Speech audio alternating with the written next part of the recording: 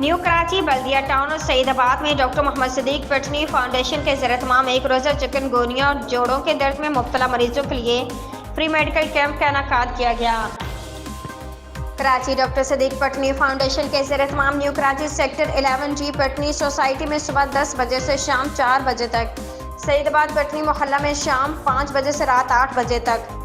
اور بلدیہ ٹاؤن رانگھر محلہ میں رات 9 بجے سے 11 بجے تک ایک روزہ فری میڈیکل کیمپ کا انعقاد کیا گیا۔